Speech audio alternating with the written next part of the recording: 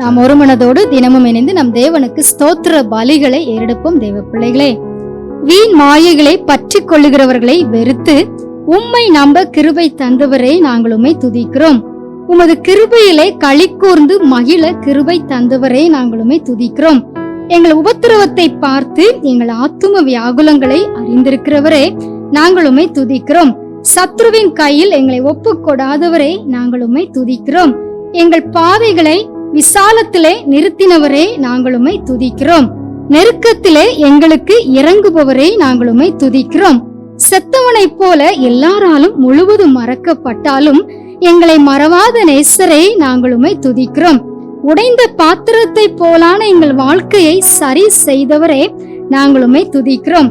எங்கள் காலங்கள் உமது கரத்தில் இருப்பதற்காக நாங்கள் உம்மை துதிக்கிறோம். எங்கள் சத்துருக்களின் கைக்கு எங்களை தப்புவிக்கிறவரே நாங்கள் உம்மை துதிக்கிறோம்.